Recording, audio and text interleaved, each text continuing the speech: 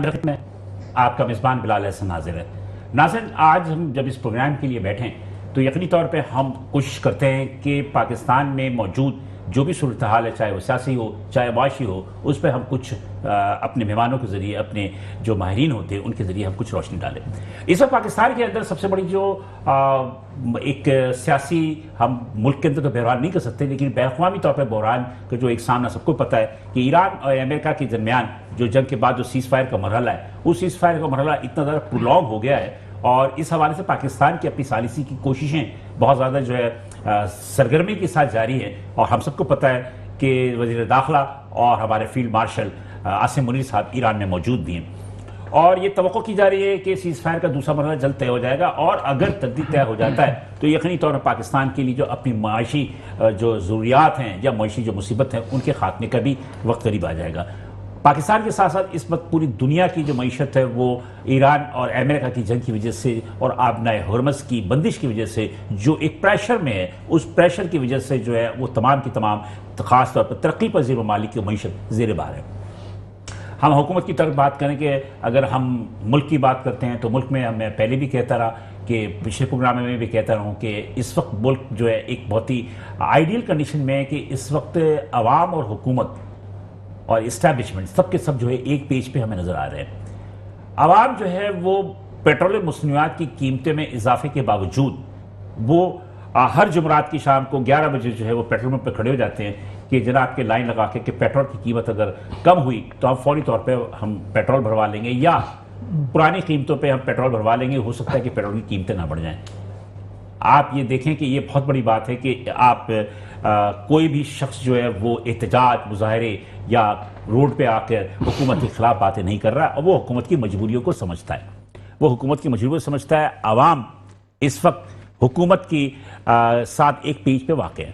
लेकिन बात यह है कि ये कब तक चलता रहेगा, ये कब तक चलता रहेगा। मुल्क के अंदर की महंगाई की जो सूरत हाल आहिस्ता आहिस्ता बढ़ रही है उसकी वजह से लोगों में एक चिंगारी है। वो चिंगारी है कि उनकी जो अपनी ज़रूरियात ज़िंदगी है उसके अंदर जो अखराजात है वो इतना ज़्यादा हो चुके हैं कि लोग परेशान हैं। लेकिन हमारे अपने जो मुआशी अशारिये हैं जिनमें कि हम स्टॉक मार्केट देख लेते हैं, वो मतलब कि मुतदिल है, कभी कम पे जाती है वो, कभी हाई पे चली जाती है। लेकिन बहरहाल ये तमाम की तमाम सियासी और माशी सूरत हाल की वजह से उसका इम्पैक्ट पड़ता है हमारे अपने उन माशी इदारों में जहाँ पर कि ये तमाम के तमाम कारोबार हो रहे होते हैं। इसी तरह सोने के कारोबार को देख लें तो सोने के कारोबार में भी आज अच्छी खासी जो है वो कमी वाक़ई हुई है। तकरीबन 2200 रुपये फ़ी तोला जो कमी वाक़ई हुई है। लेकिन इस वक्त भी 4 लाख 4.5 लाख रुपए फ़ी तोला के हिसाब से सोने के रेट मौजूद हैं। बहुत सारी चीज़ें हैं जिसको कि हम डिस्कस करते हैं और हम बताते भी रहते हैं, लेकिन आवाम की तर्जुमानी यही होती है कि आवाम के मसाइल को भी हम बताएं, हुकूमत के मसाइल को भी बताएं और ये बताएं कि पाकिस्तान के अंदर, मुल्क के अंदर जो भी सूरत हाल है उसकी ज़िम्मेदार हुकूमत नहीं है। हुकूमत ज़िम्मेदार नहीं है। हाँ, हुकूमत ज़िम्मेदार वहाँ है जहाँ पर के पॉलिसीज़ को इम्पैक्ट करने के हवाले से ये पॉलिसीज़ ही साज जो है हमारे वो बरवक्त वो फैसले नहीं करते जिससे कि मुस्तक़बिल में जाने के बाद जो है उसके कोई नताइज सामने आए। मिसाल के तौर पे हम जब भी होता है जो टैक्स देने वाले लोग होते हैं हम उनको हर साल निचोड़ते हैं। अब 10 जून को बजट है, वफाकी बजट है 26 और 27 की वाली साल।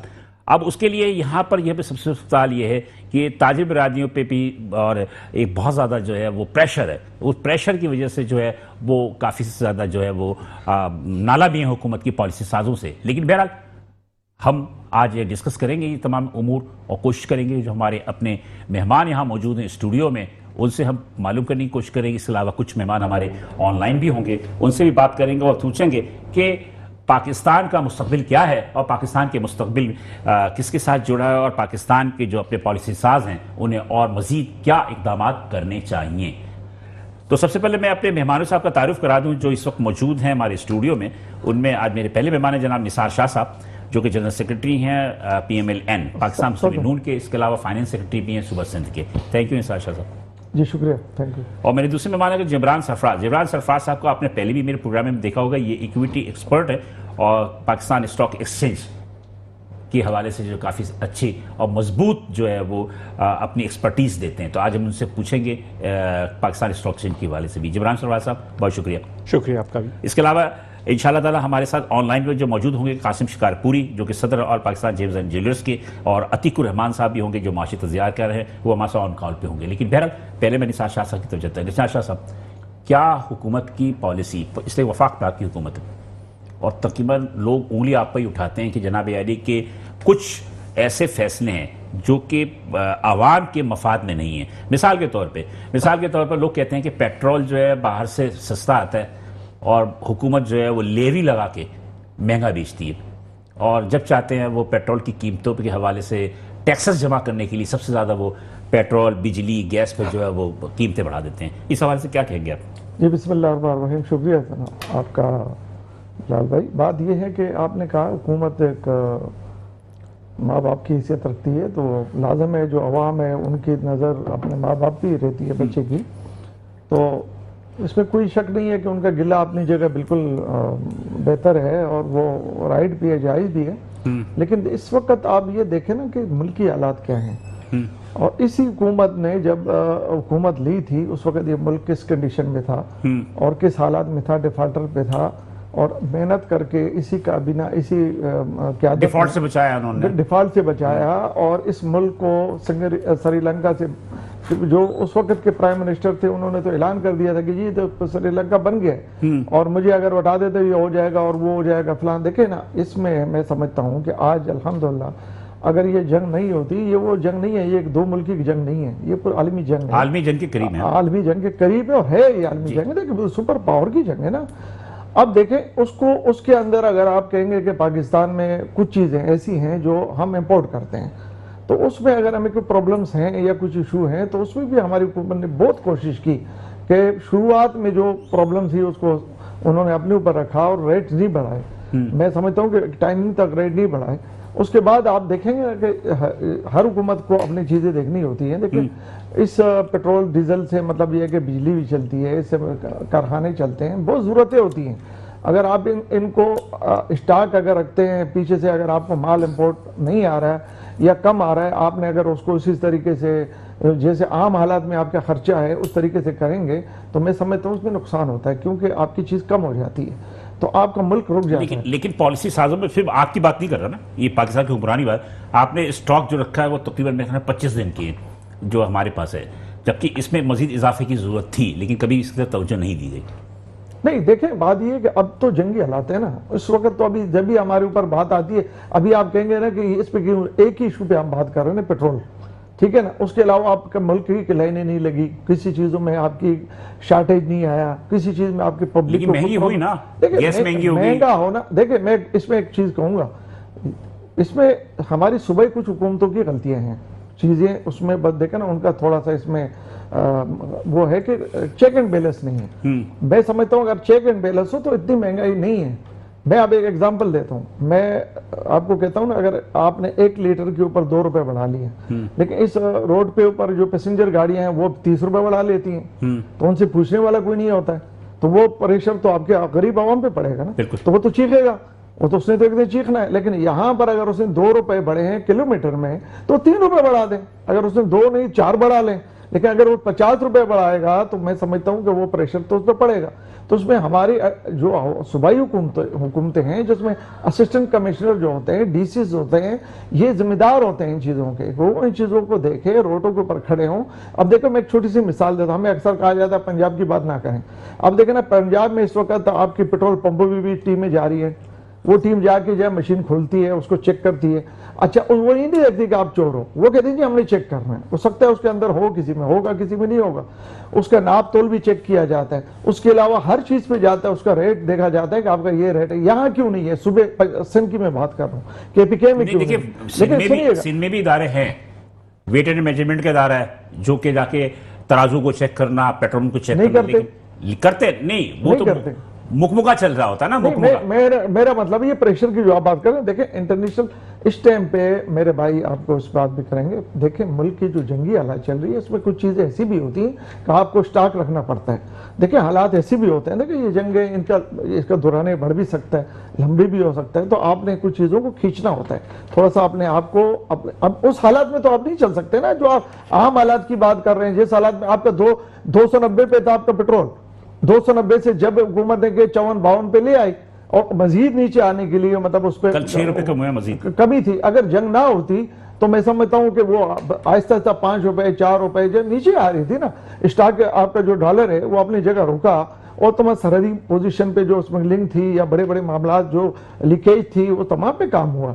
अब इतना बड़ा बिगड़ाव फिर 2 जंगें आपकी आई, आपने 2 जंगें भी लड़ी, लेकिन आपने वो अवाम पे वो प्रेशर तो नहीं। हालांकि जहाँ जंगें होती हैं तो वहाँ प्रेशर बहुत बढ़ जाता है। जंगी मुल्क में जहाँ जंग लड़ लेते हैं, दो ऐसे मुल्कों से आपकी जंग हुई कि जो मैं समझता हूँ उनके पीछे भी बड़े बड़े सुपर पावर थे, तो उसके बाद भी आपने कुछ चीज नहीं बढ़ाई। लेकिन अगर आपका पेट्रोल इस पर अपना में या रास्ता रुका हुआ है या वो अगर वो भी नहीं रुका हुआ है, चलो उसमें भी, लेकिन मार्केट तो आपकी अप डाउन हो रही है ना। एक ट्रम्प के बयान की वजह से एकदम अप भी हो जाता है, एक बयान से वो थोड़ा सा नीचे भी आ जाता है, तो ये भरोसा तो है ही नहीं इस मुल्क का। मतलब हमें इस चीजों को अपने अवाम के लिए कुछ चीजें रखनी भी पड़ती हैं। थोड़ी सी चीजों में हमें जो अपना टैक्स भी लगाना पड़ता है कि हमें अगर हुकूमत को प्रेशर ना हो कि कल हमारी अवाम को अगर हम कुछ चीज दे सके, हमारे पास मौजूद भी हो, हमारे पास चीजें भी होनी चाहिए, हम उसको मतलब आगे अपने अवाम तक पहुंचा सकें। आप ये कहना चाह रहे हैं कि इस वक्त जो भी हुकूमत की पॉलिसी है वो सही है? बिल्कुल ठीक है। पॉलिसी देखें, सारी गलतियां जो है नहीं, मैं कहता हूं कि जो रेट्स के ऊपर मैंने बात की सूबाई हुकूमत की, रेट कायम करने की बात कर रहे हैं, मतलब रेट कायम करने के लिए सूबाई हुकूमतें जितनी भी 4 सूबाई हुकूमत, पंजाब सिंध, उनको इस पे काम करना बात कर रहा हूं। अब देखें ना, अब आप बताएं वफाक इस टाइम पे आपका इस्लामाबाद में ना एक आलमी जंग की जो है ना फैसले कर रहे हैं, वो उसमें मसरूफ है, तमाम दोस्त ममालिक के साथ मसरूफ है, कितना भागम दौड़, कितना कौन आ रहा है कौन जा रहा है। आज भी आपके आर्मी चीफ जो है ईरान में बैठे हुए हैं, आपके मतलब ये रोजाना कोई ना कोई चीज हो रही है। इस्लामाबाद में आप फैसले लेके आ गए, आपका ग्रीन पासपोर्ट कहां से कहां पहुंच गया। आप एक ही चीज को आप लेके बैठ गए कि जी पेट्रोल क्यों बढ़ गया, पेट्रोल ये हो गया। तो ये जो पेट्रोल मैंने आपको पेट्रोल पर इसलिए बढ़ा कि इस पर लेवी बढ़ी नहीं, लेवी 100 रुपए से ज्यादा आपका लेवी है। लेवी अगर बढ़ती है तो लाजमी से पेट्रोल की आप पेट्रोल की बिजली की देख लें, गैस का देख लें, उसमें असल कीमत और असल से ज्यादा तो टैक्सेस होते हैं। अभी देखें ना, हमने अब अगर बढ़ाया था तो 11 रुपए 2 हफ्ते में 11 रुपए आपका कम भी हो गया। ये तो वो कहते हैं ना कि ऊंट के मुंह में जीरा था। नहीं, इससे क्या कम हो जाएगा, अल्लाह करे। ये जो आपने 135 रुपए भी कम किए थे, जब देखा अब नए जोन में खुला था तो 135 रुपए आपके डीजल कम हो गया। आप कहते हैं कि आपके जहाज को अपना एयरोमस से गुजरने की इजाजत है, आपके जहाज को रोका नहीं जाता, उस लेवल के नहीं है ना, नहीं रहा जाता। फिर उसके बाद आप कहते हैं कि आपके पेट्रोल की कीमतें आलमी मार्केट में आपका रेट ऊपर है, आलमी मार्केट में आपका रेट ऊपर होता है। सीएनजी बंद कर दी, घरों के सीएनजी स्टेशन बंद कर दिए। हालांकि देखें, मानना हो की बात नहीं है, पाकिस्तान सीएनजी खुद पैदा करता है ना। एलएमजी आपकी जो कतर से आती है, इसलिए आती है कि आप जो है 158 के तहत जिस सूबे में जो चीजें पैदा होती हैं वो चीजें बाहर बाद में जाती है, पहले सूबे में इस्तेमाल की। इस वक्त पूरे पाकिस्तान के अंदर सिंध सबसे ज्यादा गैस पैदा कर रहा है, लेकिन आपकी पूरी गैस जो है वो बाहर जा रही है, और जो लोकल लोग हैं उनको गैस नहीं मिल रही। नहीं, लोकल सबको मिल रही है, नहीं मिल रही। आज भी देखें कि जनाब के लोगों की लोड शेडिंग हो रही है, सीएनजी स्टेशन बंद हैं, कारखानों में गैस नहीं मिल रही है। अगर आपका खपत ज्यादा है, 15 दिन का है, 20 दिन का आपको माल मिल रहा है, 10 दिन का नहीं मिल रहा है, तो उसके लिए आपने प्लानिंग तो करनी पड़ेगी ना, प्लानिंग तो आपको करनी पड़ेगी। जिब्रान साहब, आप तो नहीं सियासी, माशाल्लाह इनकी तो हुकूमत है, ये तो फेवर करेंगे, लेकिन बहरहाल मैं ये पूछना चाहता हूं जिब्रान साहब कि महंगाई है, मानते हैं ना महंगाई है, बिल्कुल ऑफ कोर्स, लेकिन आप ये देखें कि ये हमारी खुशकिस्मती नहीं है कि इन जंगी हालात के बावजूद ही आपका स्टॉक मार्केट जो है बड़ा अच्छा परफॉर्मेंस दे रहा है। वजह क्या है? क्या सट्टा चल रहा है क्या? नहीं, स्टॉक मार्केट से सर इस तरह है कि स्टेबल है, उसको कह सकते हैं, ना घट रही ना बढ़ रही, क्योंकि नई कंपनी लिस्टेड हो रही है। आपने देखा कि इस महीने के अंदर तक 2 नई कंपनी आई और ओवर सब्सक्राइब हुआ है, तकरीबन 16 साइंस से ज़्यादा जो है वो ओवर सब्सक्राइब हुआ। तो एक इससे पहले इस तरह की चीज़ें नहीं आती थी, तो पब्लिक का इंटरेस्ट आ रहा है, अच्छा, अवेयरनेस आ रही है। मैं ज़रा एक ब्रेक लूँगा यहाँ पर, ब्रेक के बाद दोबारा हाजिर होते हैं, तो फिर गुफ्तगू से जारी रहेगा। नाज़रीन साथ रहिएगा।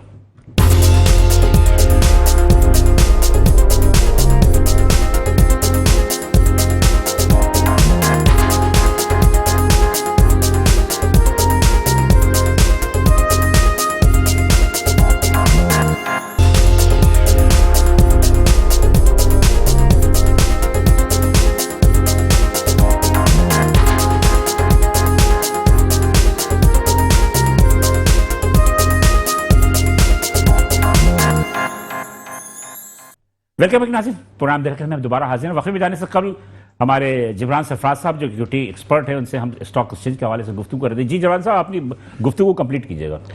जी बिल्कुल, जैसा कि आपने देखा कि स्टॉक मार्केट जो स्टेबल है, इसकी बुनियादी वजह आपने देखा कि ऑयल में इतनी वॉलेटाइल थी। आपने देखा कि क्रूड ऑयल के प्राइसेस कभी $10-15 बढ़ते थे, कभी कम होते, तो इसका जो फ़ायदा हमारे मार्केट में भी होता है, क्योंकि जिससे जो रिलेटेड शेयर्स हैं उसमें काफ़ी पोटेंशियल आती है। तो जब भी ये सूरत आपने देखा कि गोल्ड में भी आपने देखा, क्रूड ऑयल में भी देखा, तो इसकी वजह से मार्केट वॉलेटाइल थी, इन्वेस्टर ने भी इंटरेस्ट लिया और स्पेकुलेशन भी हो रही थी। तो ये इसकी वजह से मार्केट में इंटरेस्ट भी आ रहा है और साथ साथ अब अवेयरनेस भी आ रही है, नए इन्वेस्टर भी आ रहे हैं, जेनजी अकाउंट भी आ रहे हैं और बहुत डेयरी फार्मर का भी तो अभी मेरे ख्याल पे कोई रजिस्टर्ड हुआ जी, और नई कंपनियां भी लिस्टेड हुई हैं, 2 से 3 कंपनियां लिस्टेड हुई हैं इसमें। एक चीज मुझे बताइएगा कि ये से आप 26-27 मतलब ये कि ये जो माली साल है इसमें कितनी कंपनियां रजिस्टर्ड हुई होंगी तकरीबन? तकरीबन 5 से ज़्यादा कंपनियां रजिस्टर्ड हो चुकी हैं और बाकी पाइपलाइंस में। तो ये अच्छा इकदाम है जिससे नया पैसा आ रहा है, नए इन्वेस्टर्स आ रहे हैं और नई नई कंपनियां आ रही है जिससे मार्केट कैपिटलाइजेशन बढ़ेगा। तो ये हुकूमत के लिए अच्छी कामयाबी मैं कहूँगा कि पहले इस तरह नहीं था, अब 2026 में बहुत स्पीड से जो है कंपनीज आ रही हैं। तो मतलब ये आप कह रहे हैं कि ये जो हुकूमत है मौजूदा, इनकी अपनी पॉलिसीज में मतलब कि बेहतर है कि जिसकी वजह से बेहतर है, पर मजीद बेहतरी की जरूरत है, इत्मीनान बढ़ा है, लेकिन मजीद बेहतरी की थोड़ी जरूरत है और भी कुछ काम जरूरत है। मसलन आप देखें ना, इंटरेस्ट रेट जो है वो उनको स्टेबल करना चाहिए और हमारे जो पेट्रोल के प्राइसेस हैं, जो बार बार यही बात आती है, तो क्रूड ऑयल के प्राइसेस बढ़ते हैं तो हमें कुछ ज्यादा थोड़ा रिजर्व है वो बढ़ाना चाहिए साथ साथ, और इसके साथ साथ थोड़ी सी लेवी को कम करें ताकि जो एक आम आदमी को भी जो है उसको थोड़ा सपोर्ट मिल सके। वो तो कहते हैं कि IMF कहते हैं, IMF का प्रेशर होता है। IMF तो कहता है, बट IMF तो बहुत कुछ कहता है, तो सब पे फॉलो करनी चाहिए चीजें। IMF ये नहीं कहता है कि अपनी तनख्वाह मत बढ़ाओ। जी, अपनी तनख्वाहें 100% बढ़ा लेते हैं, थोड़े सरकारी बढ़ा लेते हैं, सरकारी खर्चे थोड़ा सा कम करें और साथ साथ जो लोगों को भी थोड़ा पेट्रोल को कम यूज करें और बिल्कुल लिमिटेड जब जरूरत के तहत इस्तेमाल करें तो ये चीजें बेहतर हो जाएंगी। नहीं होती ये सही है, लेकिन मुझे बताइए कि स्टॉक मार्केट पे इस वक्त सबसे ज्यादा किस सेक्टर पर दबाव है? ऑयल एंड गैस पे? ऑयल एंड गैस तकरीबन वॉलेटाइल रहा और अभी स्टेबल है, तो क्योंकि ज़्यादा बेनिफिशियरी ऑयल एंड गैस रहा, इनके पास रिजर्व होते हैं और फिर वो ऊपर जो है नेक्स्ट जो क्वार्टर में लोग जो है ना ऑयल एंड गैस के शेयर ज़्यादा खरीदने में, जैसे PPL के दीगर के, वो खरीदने में ज़्यादा इंटरेस्ट जाहिर करते हैं कि फिर उनको जी बिल्कुल आपने देखा प्रॉफिट होगा उनको। जी बिल्कुल एग्जैक्टली। हाँ, ऑयल एंड गैस जो अच्छा जो है सेक्टर इस क्वार्टर में अच्छा चला है। हाँ, तो अब मतलब ये है कि सिंपल सी बात ये है कि हम अगर बात करते हैं स्टॉक एक्सचेंज पे, स्टॉक एक्सचेंज में हमारे भाई बैठे हैं, ये हमारे भाई जो बैठे हैं निसार शाह साहब, तो ये तमाम की तमाम जो बातें की, तो आप क्या समझते हैं कि क्या मौजूदा हुकूमत जो है वो जो इनकी मुआशी पॉलिसी है, सियासी पॉलिसी तो बहुत अच्छी है, सियासत में ये हकीकत है कि ये एक्सटर्नल देख लें, खारजा देख लें या दाखिला देख लें, गुड पॉलिसी, अच्छी पॉलिसी, जिस तरह उन्होंने अफगानिस्तान को काबू किया, ये बड़ी बात है। तो कहने का मकसद ये है कि क्या मईशत पॉलिसी में आप ये समझते हैं कि इस वक्त स्टॉक मार्केट जो ऊपर जा रही है या मजीद ऊपर जाने की तवक्को की जा रही है, इसमें कितना सट्टे का कोई आंसर तो नहीं है? मुझे ये बता दिए, आवाम ये पूछती है। देखिए, इसमें थोड़ा बहुत तो होता है, क्योंकि इसमें जाहिर सी बात है हर मार्केट्स में होता है, दुनिया के हर मार्केट्स में होता है। जिस तरह आपने देखा ऑयल एंड गैस में जो क्रूड ऑयल के प्राइसेस बढ़ते थे तो एक इनसाइड भी होती थी, तो लोग करते थे काम, तो पूरी दुनिया में चलता है, तो उसको आप नहीं कह सकते।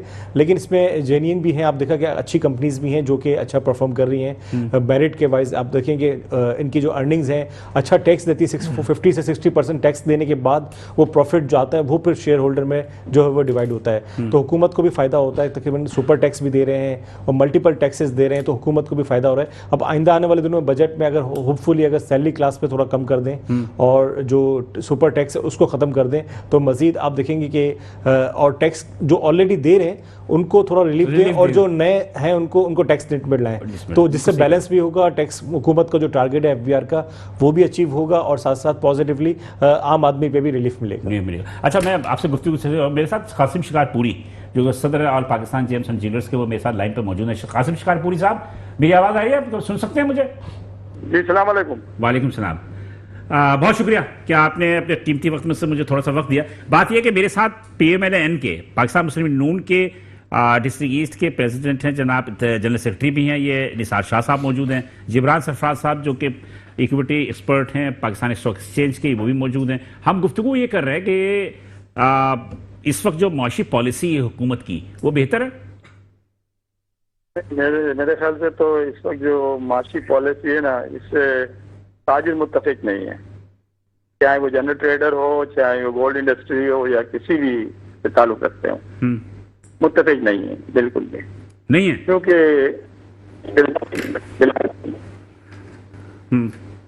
जी जी, क्योंकि जी जी मैं कह रहा था कि क्या मुआशी पॉलिसी दुरुस्त नहीं है? नहीं, माशी पॉलिसी बिल्कुल दुरुस्त नहीं है। इसलिए नहीं है दुरुस्त कि हमें आज़ादी के साथ कारोबार नहीं करने दिया जा रहा है, और दूसरा यह है कि इस किस्म के जो कानून इन्होंने बनाए हुए हैं, खास करके FBR, FIA, आपने देखा होगा आए दिन कोई ना कोई छापे पड़ते हैं जिसमें इनको कुछ भी नहीं मिलता। अभी फिलहाल अभी एक हफ्ते पहले एक छापा हमारे यहाँ पड़ा, सदर एक ज्वेलर्स के गया, और वो FIA वाले आए और उन्होंने सदर में जो ज्वेलरी की दुकान पे छापा मारा था जी, सदर के अंदर जी, जिस तरह से उन्होंने थप्पड़े मारने शुरू कर दिए, और जो भाई आप क्या करने आए हैं यहाँ, किसी दहशतगर्द के पास आए हैं या दहशतगर्द को पकड़ने आए हैं, क्या है कोई मंशियात फरोश के यहाँ आए हैं? आप ताजिर के पास आए हैं, आप गोल्ड की मार्केट से आए हैं, जो रीढ़ की हड्डी की अहमियत रखता है गोल्ड इंडस्ट्री, आपको टैक्स देता है, वो सारे जितने भी जनरल ट्रेडर्स हैं सबसे ज्यादा टैक्स गोल्ड इंडस्ट्री देती है। देखिए कासिम शिकारपुरी साहब, लेकिन वो जो आए थे छापे मारने के लिए तो स्मगल शुदा चांदी को बाजियाब करने के लिए आए थे, तो स्मगलिंग तो एक गैर कानूनी अमल है, तो उस गैर कानूनी अमल के पीछे तो जाएंगे ना FIA वाले या पुलिस वाले।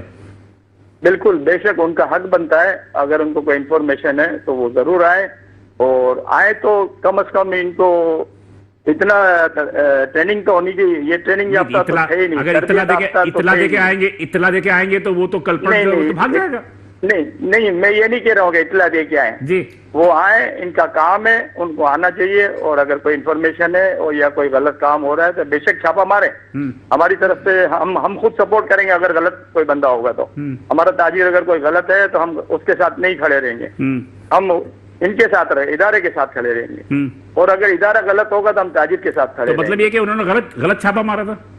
बिल्कुल गलत छापा था। जब ये आए, इन्होंने आते ही सबसे पहले तो इन्होंने एक जैसे कोई बाहर से कोई गैंगवार या कोई डाकू लुटेरा आता है, इस तरह अंदर आए, आते बोला मोबाइल दे दो, अपने सबों के हाथों से मोबाइल ले लिए और बाप बेटे को मारना शुरू कर दिया, तिजोरी खोलो, ये खोलो। ये काम इनका नहीं। इदारे तो बड़े माशाल्लाह इनके सारे ऐसे नहीं है, जितने भी आप देखें इदारे माशाल्लाह से वो आते हैं, वो तो अपनी जगह, लेकिन बाद करते हैं, उनको सजा भी मिल गई, इज्जत से बात करते हैं, उनको सजा भी मिल गई, सस्पेंड भी हुए, किसी का सजा नहीं मिली, अभी सजा नहीं मिली, अभी तबादला हुआ, तबादला हो गया, सस्पेंड भी तो हुए, इंक्वायरी कमीशन अभी इंक्वायरी चल रही है और इनको सजा मिलेगी।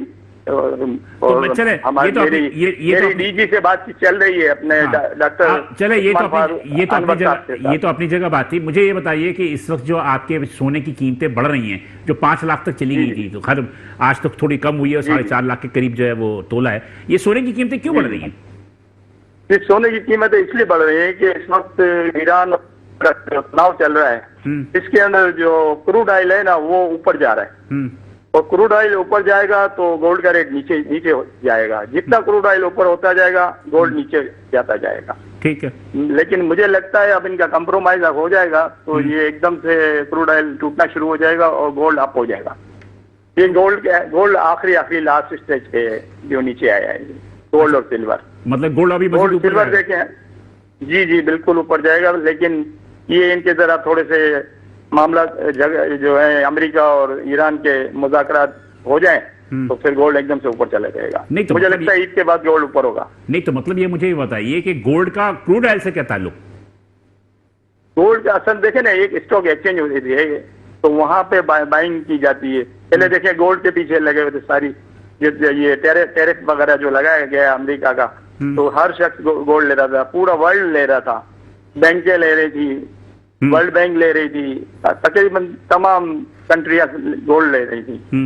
अब जो है आपको पता है इस ईरान अमेरिका की जंग के पीछे ऑयल का कितना ऑयल कितनी अहमियत है, आपको पता है ना ऑयल कितनी अहमियत है।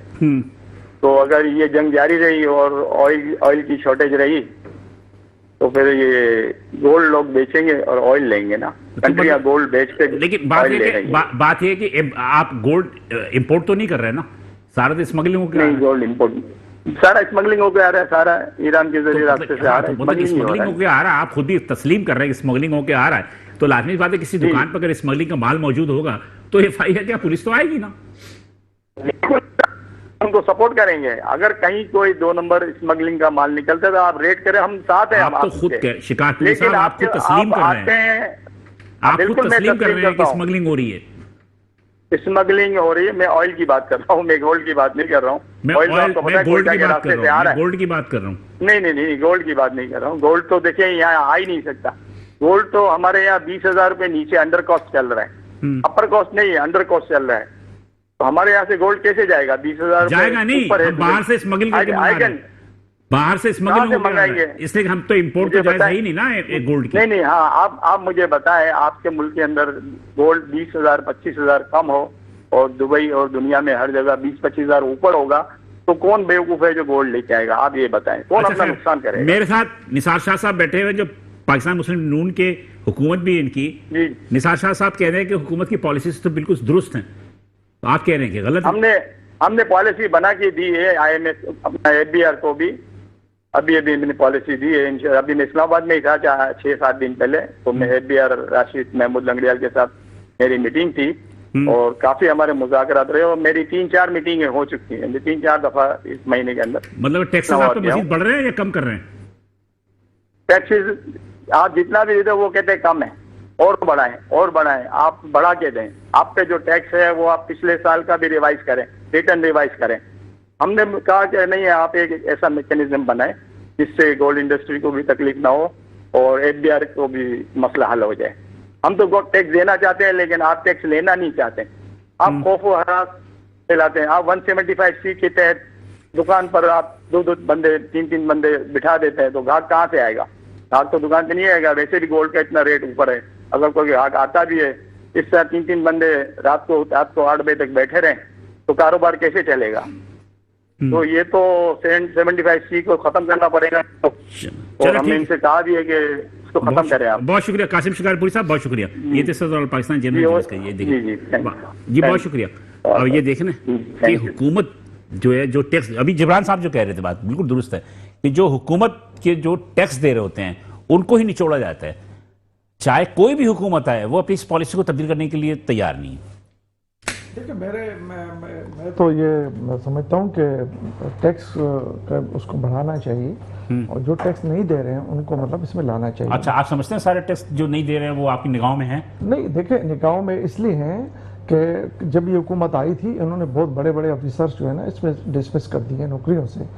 अगर नौकरियों से इसलिए डिसमिस किए थे कि उनके मामलात ऐसे थे जो नहीं करना चाह रहे थे या वो उनके साथ मिले हुए थे, तो उनको नौकरियों से बर्खास्त कर दिया गया। दूसरी बात यह कि अब हम अगर टैक्स का वो बढ़ाएंगे, अगर हम 1000 टैक्स ले रहे हैं, हमें 2000 लेना चाहिए, और अगर 2000 आएगा तो ये जो 1000 वाले इस पर भी प्रेशर कम होगा। लेकिन यहाँ हमारे पास उस कंडीशन में जो है ना काम में बड़ी रुकावटें हैं, जिसके ऊपर ये हुकूमत बहुत ज्यादा फोकस कर रही है और बिजनेसमैनों से इनकी बाकायदा मीटिंग्स हो रही है हमारे। वो तो हर साल होती है। नहीं, हर साल हो रही है, बजट से पहले हर साल होती है, लेकिन करते वही हैं जो उनकी मर्जी होती है। नहीं, मर्जी तो देखो उनको, देखिए फिर वही बात है ना, मर्जी तो उनको देना है, मुल्क उन्होंने चलाना है, रियासत उन्होंने चला ली, हुकूमत उन्होंने चलानी है। अब आपने हर चीज, मेरे भाई ने जैसे कहा ना कि वो FIA वाले आए और ये किया वो किया, अब उनका गिला FIA की उस पूरी पाकिस्तान की पॉलिसी खराब, यानी वो FIA वाले आए, उनको भाई कोई इन्फॉर्मेशन झूठी सच्ची जो भी हो सकती है, उनका रवैया ठीक नहीं था। क्या था? रवैया ठीक नहीं था, जिस पे मुअत्तल भी हो गए, सस्पेंड भी हो गए। वो सजा तो यही होती है, वो SHO भी होता है या हर इदारे का होता है। तो मैं समझता हूँ कि हमें, देखिए, हम पब्लिक को, आवाम को, उस हुकूमत को वो चीज़ें बतानी चाहिए। जो हमारे बिजनेसमैन है वो रीढ़ की हड्डी हैसियत रखते हैं मुल्क की मैशियत के अंदर, उनके साथ मीटिंग्स, उनकी चीज़ें होनी चाहिए। अच्छा, दूसरी देखो ना, अभी हमारी अगर पाकिस्तान की अपना वो जो आरिफ हबीब साहब वालों ने वो खरीदा है, PIA खरीदा है, तो ये हमारे मुल्क के लोगों ने खरीदा है और हमारे मुल्क को अगर फायदा होगा, हमारे लोगों को बिजनेस मिलेगा, कंपनियां जैसे मेरे भाई ने कहा और मजीद कंपनी खुल रही हैं। ये वो चीजें हैं जो अगर हुकूमत की पॉलिसी ना होती तो और मजीद आप कैसे खोलते। मेरे इतला के मुताबिक अगर ये जंग ना छिड़ती तो 26 में हम बहुत ज्यादा आगे जा रहे थे, बहुत ज्यादा, अल्हम्दुलिल्लाह हमारी बहुत, मतलब अभी भी जा रहे हैं, लेकिन ये कि उसमें रुकावट तो आई जाती है ना तमाम। जिब्रान साहब, अगर FBR को बंद कर दिया जाए फायदा होगा मुल्क का? तो टैक्स कौन कलेक्ट करेगा? मतलब ये कि अगर आप ताजरों को कहेंगे भाई अपनी ईमानदारी के साथ आप खुद टैक्स जमा करो। नहीं तो बात तो वही आती है ना, इसका हिसाब किताब कौन रखा, बैलेंस तो जरूरी है ना कि किसने कितना कमाया, कितना है, ऑटो सिस्टम कोई ना कोई दर तो होना चाहिए। एक इल्जाम ये है कि APR का जो टारगेट कभी किसी साल पूरा नहीं होता और उनकी अपनी जेब का टारगेट पूरा हो जाता है। नहीं, लेकिन FBR पॉलिसीज थोड़ी सी सॉफ्ट करे, जो दे रहे हैं वॉलेंट्री, जो दे रहे हैं, जो नहीं दे रहे उनके अब जैसे कहा था कि अकाउंट बंद करो या शनाख्ती कार्ड ब्लॉक करो, या बहुत सारी तजवीज़ आई थी लास्ट टाइम भी, लेकिन उस पर अमल नहीं किया गया। लेकिन ये आपने इनका रेट बढ़ा दिया, जो नॉन फाइलर का जो है रेट बढ़ा दिया। अभी प्रोग्राम से पहले आप रेस्टोरेंट की बात कर रहे थे ना, जो इतना किराया दे रहा है। चलिए, जो लोग वहाँ खाना खाने जाते हैं, क्या वो टैक्स देने के काबिल होंगे तो खाना खाने जाते हैं ना? बिल्कुल, डेफिनेटली वो प्री पेमेंट पहले से ही टैक्स तो हुकूमत को एडवांस टैक्स नहीं आती। बिल्कुल एडवांस टैक्स आप देखेंगे रेट कितना आता है, कितना लोगों के पास आता है पैसा। एक्सपेंसिव खाना खा रहे हैं तो ये तो नजर आना चाहिए ना, मतलब ये एक FBR को भी उनकी तरफ तवज्जो दें, ना कि जो रेस्टोरेंट वाला है उस पर आप प्रेशर डालेंगे, जनाब POS लगाओ, आप पॉइंट ऑफ सेल लगाओ, आप ये जनरल सेल्स टैक्स दो। बेहतर ये कि जो वहां पर उस रेस्टोरेंट को इस्तेमाल कर रहे हैं, वो महंगा खाना खा रहे हैं, उन पर भी तो तवज्जो रखें ना कि कितने बिल दे रहे हैं और कहाँ से आ रहा है पैसा। तो हम सोर्स क्या है, ये कमजोरियां हैं जी। बिल्कुल सोर्स मालूम करनी चाहिए। लोग गाड़ियां ले लेते हैं और आपने देखा कि कोई सोर्स नहीं है, मतलब सोर्स आपके पास अगर कराची की सड़कों पर देखें डाले की भंबार लगी हुई है जी। बिल्कुल, हर दूसरे तीसरे आदमी ने डाला लेके चल रहा है। हर लेटेस्ट मॉडल जो है यहाँ पे फौरन आपको नजर आ जाएगा। मैं गुफ्तगू सिलसिला जारी है नाज़रीन, यहाँ पे छोटा सा ब्रेक लूंगा, ब्रेक के बाद दोबारा हाजिर होते हैं, साथ रहिएगा।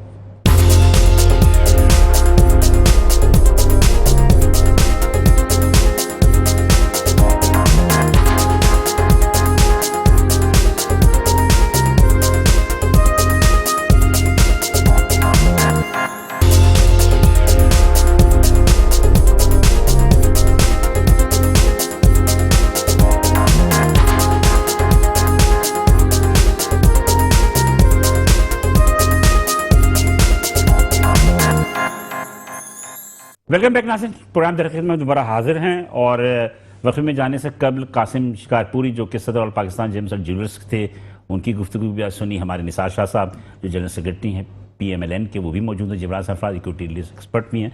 बात ये हो रही है कि हुकूमत की माशी पॉलिसी दुरुस्त है या नहीं है, लेकिन बात वही है कि हमारी माशी पॉलिसी जो दुरुस्त है, सही गामजन जा रही है, लेकिन हम वो कहते हैं ना कि गन्ने, हम उसी गन्ने से दोबारा रस निकालने की कोशिश करते हैं जिस गन्ने से हम रस निकाल चुके होते हैं। इस वक्त की सूरत हाल है, चाहे वो पीपल्स पार्टी की हुकूमत हो, मुस्लिम लीग नून की हुकूमत हो, इमरान खान साहब की हुकूमत आ जाए, कोई आ जाए, उनकी पॉलिसीज तकरीबन यकसा ही होती हैं। हम अदारों में रिफॉर्म्स नहीं करते, हम ये कोशिश नहीं करते कि जहाँ पर नाक़िस पॉलिसी है उसको दुरुस्त किया जाए, या जो भी करप्शन में मुलव्वस है उनको पहली फुर्सत में बाहर किया जाए। लेकिन बहरहाल बहुत सारी चीज़ें ऐसी होती हैं जो कि हम नहीं करते। इस वक्त लाइन पे मौजूद है मेरे साथ जनाब अतीकुर रहमान साहब। अतीकुर रहमान साहब जो हैं ये माशी तजज़ियाकार भी हैं और अच्छा एक निगाह रखते हैं मईशत पे। अतीक साहब अस्सलाम वालेकुम। अस्सलाम। मेरी आवाज़ आ रही है आपको सही? जी बिल्कुल आ रही। अतीक साहब मेरे साथ मौजूद हैं जनाब जबरान सरफराज साहब, इक्विटी एक्सपर्ट है, इसके बाद निसार शाह साहब जनरल सेक्रेटरी है PMLN के, और कासिम शिकारपुरी अभी थोड़ी देर पहले कॉल पे थे, और पाकिस्तान जेम्स एंड ज्वेलर्स के।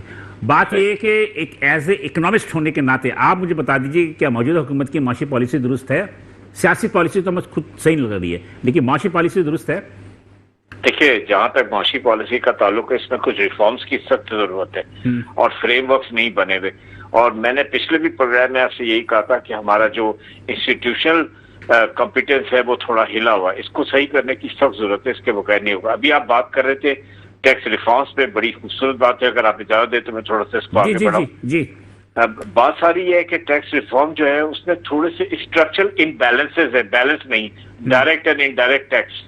इनडायरेक्ट टैक्स जो है वो गरीबों को खा रहा है और मिडिल क्लास को खा रहा है। मजबूरी है कि कहते हैं कि चूंकि लोग टैक्स नेट पे नहीं आते तो हम मजबूर है इनडायरेक्ट टैक्स आते। भारत इसको थोड़ा सा आगे बढ़ाते हुए बात को इस तरह लेते हैं कि अगर ये मजबूरी है तो फिर आपका sale tax, petroleum levy, electric duties, withholding taxes, utility bills में क्या कर रहे हैं? इन तमाम चीजों के साथ साथ क्या आप डायरेक्ट और इनडायरेक्ट टैक्सेस में आवाम को मुब्तला किया हुआ है, साथ साथ आप इन टैक्सेस की तरफ भी जा रहे हैं। पुअर तो चीनी खरीदने जाता है, आटा खरीदने जाता है, इलेक्ट्रिसिटी का बिल देता है, फ्यूल लेता है, पेट्रोल डलाता है, हर तरह से टैक्स दे रहा होता है। तो मैंने आपको बताया कि डायरेक्ट इनडायरेक्ट टैक्सेस, इसके बाद सेल टैक्स और दूसरे टैक्सेस, और फिर कोई चीज खरीदने जाए उस पर भी टैक्सेस, और सुपर स्टोर पे चला जाए तो बिल्ट इन टैक्सेस होते हैं जो माचिस की डिब्बी में उसको का टैक्स तो उसने दिया, सेल टैक्स बिल्ट इन है उसमें। मैंने माचिस की डिब्बी की मिसाल दी, वो इसके अलावा एक और सेल टैक्स दे रहा होता है जो सुपरमार्केट पे या मेगा स्टोर पे लगा होता है, यानी डबल टैक्सेशन का भी शिकार है। मैं ये कहना चाहता हूँ, समझ नहीं आता पेट्रोलियम लेवी क्या है, क्या एग्जाम्पल है, क्या कहना चाह रहे, किस तरह से लोगों के साथ। एक मोटरसाइकिल पे चलने वाला बंदा 400 रुपए से ज्यादा का पेट्रोल दे रहा है, उसमें 180 रुपए के टैक्सेस हैं, कस्टम ड्यूटीज हैं, फ्रेट चार्जेस हैं, डिफरेंट ड्यूटीज हैं, और फिर एक लेवी भी है लगी हुई। ये सारी चीजें इम्बैलेंसेस हैं, स्ट्रक्चरल इम्बैलेंसेस, इनको सही करने की जरूरत है। अच्छा, और जब तक ये सही नहीं होंगी, एक चीज तो इजाजत आपके लिए हाँ, नहीं, हमारी मुझे एक बात बता दीजिए, ये तमाम चीजें आज से नहीं हो रही हैं। ये मौजूदा हुकूमत ने ना लेवी लगाई, ना मौजूदा हुकूमत जो वो तमाम पॉलिसी, ये तो मैं समझता हूँ कि गुज़िश्ता 25-30 साल 40 साल से तसलसल के साथ जो भी हुकूमतें आती हैं उसी को फॉलो कर रही हैं। सही कह रहे हैं, और मैं आपके सवाल का जवाब देने की कोशिश करते हुए बातों को आगे बढ़ा रहा हूँ और तसलसल के साथ बढ़ा रहा हूँ, और ये कह रहा हूँ कि पाकिस्तान के टैक्स पेयर्स एक बड़े फिस्कल क्रॉस रोड्स पर हैं, जिसमें इकोनॉमी ट्रैप हुई हुई है, लो ग्रोथ पे, कर्जों पे, आपका वही पॉइंट एक्सेसिव इनडायरेक्ट टैक्सेस पे, इसके अलावा एक्सटर्नल शॉक्स पे। भाई वहां पे ये हो गया, यहाँ पे तेल के दाम बढ़ गए, वहां पे ये हो गया, स्टॉक एक्सचेंज ये खराब आ गया। इसी तरह ये जो पॉलिसीज हैं, ये डिक्टेशन उनका जिनसे आप कर्ज लेते हो, मल्टीलैटरल बायलैटरल लैंडर्स आपके जो आपको कर्ज देते हैं, वो आपको डिक्टेशन भी देते हैं, वो आपको कहते हैं ये आपने इस तरह से नहीं, इस तरह से पॉलिसी बनाना। मिसाल के तौर पे IMF के साथ बात हो रही है, मैं नहीं कहता डायरेक्टली बात, लेकिन मैं आपको सिर्फ इतना कह देता हूँ, टैक्स टारगेट को इम्प्रूव करने के लिए वो कह रहे हैं इलेक्ट्रिकल प्राइसेस भी बढ़े, एंटिसिपेट किया जा रहा है कि पेट्रोल के प्राइसेस भी बढ़ाए, लेवीज को भी बढ़ाए, गैस की भी पॉसिबल टैरिफ की रिवीजन करें, और साथ ही साथ कुछ इम्पोर्ट की चीजें जिसमें कार वगैरह भी है उसमें भी थोड़ा सा रद्दोबदल करें। ये सारी चीजें जब तक होती रहेंगी, जो सैलरीड क्लास है वो फंसा रहेगा, जो फॉर्मल बिजनेस है जो टैक्स दे रहा है वो फंसा रहेगा, एक्सपोर्टर फंसा रहेगा। मिसाल दे रहा हूं कि एक्सपोर्टर को जब कंपटीशन में जा रहा है तो उसका एक डिस्कंफर्ट ये क्रिएट हो रहा है कि वो 29% कॉर्पोरेट इनकम टैक्स भी दे रहा है, एडवांस टैक्स भी दे रहा है, सुपर टैक्स भी दे रहा है। ये सारी चीजें स्ट्रक्चरल डिस्करेजेस हैं। इसका मतलब ये है कि आप इंडस्ट्रियलाइजेशन को बढ़ाना नहीं चाहते, आप वैल्यू एडिशन को बढ़ाना नहीं चाहते। अतीक रहमान साहब, बात ये है कि चले ये तो बहुत लंबी बहस है, मुझे सिंपल सी बात बता दीजिए कि यूएई क्या, यूएई में दुबई को कहते हैं कि जनाब उसका सूरज गुरूब हो रहा है, तो अगर यूएई के अंदर जो सरमायाकार है वो उनकी निगाहें पाकिस्तान की तरफ है, हमारे पास वो इंफ्रास्ट्रक्चर है, कि वहां का सरमायाकार पाकिस्तान की तरफ देखे, ना हमारे आम नमान की सूरत। देखिए उसकी एक छोटी सी मिसाल है, अभी हमने ट्रांसशिपमेंट में बूम किया और हमने ट्रांसशिपमेंट में बहुत ऊंचे सेगमेंट्स पे हमने ट्रांसशिपमेंट्स को किया, अल्हम्दुलिल्लाह ये हमारी बूम थी, हमारी सक्सेस थी। लेकिन इस एक मिसाल जो आपने कही, उस ट्रांसशिपमेंट को इम्प्रूव करने के लिए, उसको कंटिन्यू रखने के लिए, उसकी कंसिस्टेंसी बरकरार रखने के लिए हमें अपने हार्बर्स को इम्प्रूव करने की जरूरत है, अपने पोर्ट्स को इम्प्रूव करने की जरूरत है, उनकी तमाम चीजों को, उनके इक्विपमेंट्स को, उनके बेसिस को, सर्विस को, उनके लेबर को, ये सारी चीजें करने की जरूरत है। तो इसी तरह जब आप अगर किसी इकोनॉमी में फॉरेन डायरेक्ट इन्वेस्टमेंट या लोकल डायरेक्ट इन्वेस्टमेंट अट्रैक्ट करना चाहते हैं, तो सख्त जरूरत है कि आपको अपने इंफ्रास्ट्रक्चर को, अपनी पॉलिसीज को, अपने टैक्स रिफॉर्म्स को बिल्कुल क्लियर रखना होगा, और उसको वो तमाम बेनिफिट्स दिखाने होंगे जिसके तहत वो यहाँ पर आकर। तो भाई क्या हुआ, तमाम बेनिफिट आप मुस्तकबिल की बातें कर रहे हैं, आप उम्मीद की बातें कर रहे हैं, लेकिन मेरा कहने का मकसद ये है कि ऐसा करना होगा अगर फॉरेन डायरेक्ट इन्वेस्टमेंट अट्रैक्ट करनी है। मौजूदा हुकूमत जो काम कर रही है, अच्छा कर रही है एक्सटर्नल तौर पर भी, इंटरनल तौर पर भी, लेकिन मेरा अपना जाती राय है कि इकोनॉमिक पॉलिसी को जिस तरह लेके चलना चाहिए उस तरह इकोनॉमिक पॉलिसी को लेके चल नहीं रहे। मिसाल के तौर पे शरह सूद 1% बढ़ा दी, जबकि ताजिरों का एक मुतालबा था कि उसको सिंगल डिजिट पे लाया जाए, शेयर की जो है वो शरह को कम किया जाए, लेकिन ये तस्लीम किया ही नहीं जा रहा। एक्सक्यूज मी सर, उसका एक रीजन है जो शरह सूद बढ़ाई, आपका इन्फ्लेशन बहुत तेजी से आगे बढ़ा है, और आप देखिए कि आपकी जो फ्यूल के प्राइसेस है जिसकी वजह से आपका इन्फ्लेशन इतना ऊपर गया है, इसके साथ साथ आपने देखा है कि आपके करंट अकाउंट डेफिसिट भी, आपका डेफिसिट दोबारा हो गया सरप्लस से, आपके बैलेंस ऑफ पेमेंट आपने पे कहाँ करना, आपके हेवी इंपोर्ट बिल्स होते चले जा रहे हैं, और बिलियंस ऑफ जॉब्स के थ्रेट आ गए आपको। तो आप जब ये तमाम चीजों को देखते हैं, हाँ आप मुझसे अगर ये बात करें कि इसको इम्प्रूव करने की क्या क्या था, मैं वो पुरानी बात रिपीट करूंगा कि इंपोर्ट सब्स्टिट्यूशन इंडस्ट्री को टैक्स हॉलीडे दे दो। अपना केमिकल जो सबसे ज्यादा इंपोर्ट कर रहे हो, अपना रॉ मटेरियल जो सबसे ज्यादा इंपोर्ट कर रहे हो, उसको लोकली इंपोर्ट करो। इसकी एक मिसाल है, हमारे यहाँ टायर की फैक्ट्री लगी और उस टायर की फैक्ट्री ने डोमेस्टिक कंजम्पशन का 54% कवर किया और फॉरेन एक्सचेंज बचा के दिखाया। और वो ट्रक और बस के रेडियल टायर्स हैं जिसके ऊपर इतनी जबरदस्त एक इकोनॉमिक जोन पे काम हुआ। और हम देख रहे हैं कि वो हम ना सिर्फ साउथ अफ्रीका, इजिप्ट, बल्कि यूएसए और ब्राजील को एक्सपोर्ट भी कर रहे हैं। तो ये इंपोर्ट सब्स्टिट्यूशन इंडस्ट्री का कमाल है। हमें इंपोर्ट सब्स्टिट्यूशन इंडस्ट्री को टैक्स हॉलीडे देनी है, मराद देनी है और ज्यादा से ज्यादा इकोनॉमिक जोन्स बनाने हैं। अच्छा, मुझे आखिरी सवाल जिसके जिब्रान सरफराज भी यहाँ बैठे हुए हैं, इक्विटी एक्सपर्ट भी हैं, ये बैठे हुए हैं। इनका कहना है कि 5 कंपनियां या 6 कंपनियां मजीद जो है वो रजिस्टर्ड हुई, लोगों का स्टॉक एक्सचेंज पे इत्मीनान बढ़ रहा है। मैं आपसे पूछना चाह रहा हूँ, हमारे यहाँ मुल्क के अंदर स्टॉक पे लोगों का एतमाद नहीं है, हालांकि बहुत सारी कंपनीज को जहां रजिस्टर्ड होना चाहिए था वो रजिस्टर्ड नहीं है। आप क्या कहेंगे इस सवाल? मुस्तक़िल जवाब दीजिएगा, to the point. To the point बात यह है कि एतमाद इससे नहीं है कि सेंटिमेंट्स पे चल रही है स्टॉक एक्सचेंज। कहीं पे तकलीफ आई, इंटरनेशनल शॉक आया, आपकी स्टॉक एक्सचेंज गिर गई। ये बुल्स एंड बियर्स का जो खेल है ना, ये एक इत्मीनान नहीं देता उन इन्वेस्टर्स को जिनको आप फॉरेन इन्वेस्टर्स कहते हैं, या आप उनको वो इन्वेस्टर्स कहते हैं जो यहाँ आते हैं और ये चाहते हैं कि मुनाफा कमा के चले। दुनिया में ये इन्वेस्टर्स इस तरह के जो ये देखते हैं कि कौन सी स्टॉक एक्सचेंज में कितनी देर का खेल हो रहा है और कितना खेल हो रहा है और इसको किस तरह से हम करके अपने पैसे निकाल के चले। होना क्या चाहिए कि परसिस्टेंट होना चाहिए, इसकी सब्सटेंस बरकरार रहनी चाहिए। जो भी आपका इन्वेस्टर आता है वो कंटिन्यूअस चले। तो ऐसा भी हो रहा है, ऐसे इन्वेस्टर्स भी आपके मौजूद हैं और ऐसे इन्वेस्टर्स इंप्रूव करने की जरूरत है। सारी दुनिया इसके शौक पे मुब्तला है, stock exchange, not only Pakistani stock exchange. लोग कोशिश कर रहे हैं अपने स्टॉक एक्सचेंज को मेंटेन करने की, हमें भी इसको मेंटेन करने की सख्त जरूरत है। जिब्रान मुझसे एग्री करेंगे। चलिए, बहुत शुक्रिया अतीक रहमान साहब जो कि तजर्बात है। मैं सबसे पहले तो ये जिब्रान साहब ये बात कर रहे हैं। अतीक साहब, आप क्या समझते हैं कि क्या जो हमारा जो इकोनॉमिक है, ये हुकूमत की पॉलिसीज अपनी जगह, लेकिन ये जो एक्सपोर्ट है, इंपोर्ट है, इस पे भी हम देख रहे हैं कि एक्सपोर्ट हमारी बढ़ नहीं रही है। इंपोर्ट पे हम ट्रेडिंग स्टेट हम बन गए हैं कि हम इंपोर्ट करते हैं, डॉलर हमारे पे है नहीं, इसकी वजह से चीज़ें स्मगलिंग होती हैं। तो क्या ये जो स्टॉक एक्सचेंज पे इसका कोई मनफी या नेगेटिव इम्पैक्ट पड़ता है?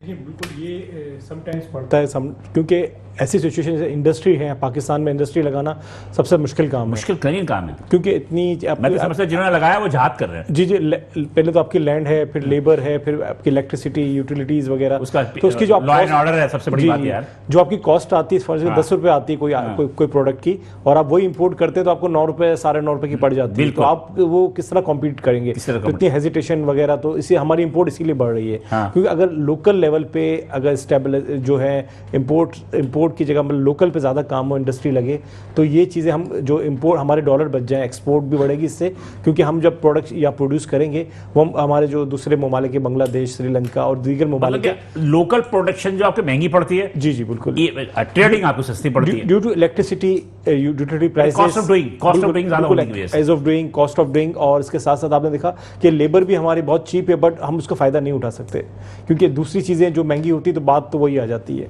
ठीक कह रहे निसार साहब, आखिरी लम्हात में मेरा ख्याल है कि मुझे सिर्फ इतना बता दीजिए कि मुल्क में बहुत सारी पॉलिसीज में फुकदान है। चलिए जी, आप मुझे बता दीजिए कि हुकूमत को मजीद और क्या इक़दाम करने चाहिए? जी, हुकूमत न्यूट्रल होकर, बिल्कुल नहीं, बिल्कुल न्यूट्रल है, इसलिए कि आप भी इस मुल्क के अवाम हैं। जी बिल्कुल, जिम्मेदार बाद में हम भी अवाम हैं। पाकिस्तान की हुकूमत तो आज है, कल नहीं है। वही मैं कह रहा हूँ कि क्या इक़दाम चाहिए? आपने सारी बातें सुनी। मैं जो समझता हूँ ना, सबसे पहले जो हुकूमत को ये करना चाहिए कि अपनी ग्रिप जो है ना पूरी सूबों पे कम से कम होना चाहिए। तो आईनी तरमीम तो कर दिया आपने 28 में। वफाक जो है ना, वफाक एक मशीन बनी हुई है कि कर्जा लो, कर्जा दो, इसका मतलब 28वीं आईनी तरमीम आ रही है। नहीं, मैं समझ रहा हूँ कि ग्रिप जो है ना आपकी पूरी सूबाई हुकूमतों पे, नशे पे होनी चाहिए। उसके बाद वफाक का जो काम है, असल काम जो वफाक का है कि वो पॉलिसियाँ बनाती हैं मुल्क के लिए। जैसे आपने अभी कहा कि वो खारजा पॉलिसी पे भी अच्छा काम कर रही है, मैं कहता हूँ इंटरनल जो पॉलिसी है उस पर ज़्यादा तवज्जो करनी चाहिए। और मेरा मशवरा भी अपने प्राइम मिनिस्टर साहब से है कि वो इस चीज़ों को, FBR को भी खुसूसी तवज्जो दे। उन पर बहुत ज़्यादा बिजी हैं आजकल, तो बहुत ज़्यादा उसमें है, लेकिन लेकिन जी, बिल्कुल। इस पे ज्यादा फोकस करें। ये जो नर्क है जिसकी कोई कंट्रोल नहीं है, इसके ऊपर ज्यादा हुकूमत का फोकस होना चाहिए, क्योंकि ये इससे हम बहुत ज्यादा मार खाते हैं, गरीब आदमी, कम से कम गरीब आदमी। और जो FBR की आपने बात की, तो FBR के ऊपर बिल्कुल चेक एंड बैलेंस होना चाहिए, और जो हमारी पॉलिसी, हमारी हुकूमत की जो पॉलिसी है उसको इम्प्लीमेंट करना चाहिए, क्योंकि पॉलिसी मुझे मालूम है कि इस चीज़ों पे उसका फोकस है, लेकिन कुछ मसाइल, कोई इशूज़ आड़े आ जाते हैं। आड़े का मतलब ये है कि हमारे पास वो मैंडेट भी नहीं है जिस पे हम प्राइम मिनिस्टर बैठे हुए हैं। हम अगर कोई आईनी, जैसे आपने कहा रिफॉर्म करें, हम रिफॉर्म करने जाते हैं, हमें उस पर वोट भी नहीं मिलता है, तो बड़े इशूज़ हैं। लेकिन उसमें हम राजी भी करते हैं, अपने कोलिशन को राजी करते हैं, उनको बड़े प्यार से। बहुत सी चीज़, जैसे पानी का मसला है। शाह साहब, रियासत है तो आप बादशाह है, जी। अगर रियासत नहीं है तो आप नहीं, काय का मानना वोट, चाहिए। काय का इलेक्शन और मानना, काय का बादशाह। हम तो रियासत के लिए कुर्बान है ना। आप भी हम कह तो रहे हैं कुर्बान हमें वोट है। नहीं मिलता अगर हम रिफॉर्म करते हैं। नहीं, या मैंने ये कहा कि प्राइम मिनिस्टर के पास ये पावर है, लेकिन प्राइम मिनिस्टर को भी वोट, असेंबली के अंदर वोटर की जरूरत है ना। वोट, वो वोट नहीं, मैं अपने एरिया के नहीं, बात। मेरी बात सुने, हुकूमत को जो रिफॉर्म्स लाना होता है, अंदर से उन्हें वोट मिले या ना मिले, वो कर लेती है, ठीक है जी। तो खैर छोड़ें ये बात में बड़ी नहीं, लंबी चली ऐसा जाएगी। भी नहीं होता है। अभी आपने बहुत दूर तक बात चली केनाल जाएगी। के ऊपर आपने बात जी। की ना, कि क्यों नहीं हुआ, फिर क्यों नहीं हुआ, किस तरह रुक गया। बहुत इश्यूज है, बहुत सी चीजें आपकी रुक भी जाती हैं। 28वीं तरमीम आ रही है, जल्दी बताएं। नहीं, देखिए उस पर मशवरत के साथ होगी। मशवरत के साथ उसमें भी जरूरत है जिस दिन मशवरत की। हुकूमत चाहेगी, जिस दिन उस दिन वोटिंग मैं होगी वो पास हो मैं जाएगा। समझता हूं कि वैसे भी अगर आप देखें तो तरमीमें आनी चाहिए। ये जो तरमीमें है ना, ये बहुत आनी आनी चाहिए। चाहिए, और 28 में भी आनी चाहिए, 29 में भी आनी चाहिए, क्योंकि उसमें आप कुछ चीजों को आपको ठीक करने जा रहे ठीक हैं। है। अगर ये- ठीक करने के लिए तरमीम आ रही है तो कोई बुराई नहीं है इसमें। जिमरान साहब, स्टॉक मार्केट ऊपर जाने की तवक्को की जा रही है, आखिरी बिल्कुल एग्जैक्टली, क्योंकि अब लगता है कि जंग जो इख्तिताम पे है इख्तिताम पे, ठीक। और क्रूड ऑयल की प्राइसेस नीचे आएंगे तो सब चीज़ें बेहतर हो जाएंगी। चलिए, बहुत शुक्रिया दुर्रा साहब का, आप यहाँ तशरीफ लेकर आए। और नाज़रीन, बात ये है कि हम तो उम्मीद ही कर सकते हैं, और उम्मीद पे ही ये दुनिया कायम है। और अल्लाह करे पाकिस्तान के तमाम मसाइल, माशी हो या सियासी हों, समाजी हों, तमाम हल हो। बिलाल हसन को इजाज़त दीजिए, इंशाल्लाह कल इसी वक्त आपसे दोबारा मुलाकात होगी। उस वक्त अल्लाह हाफ़िज़।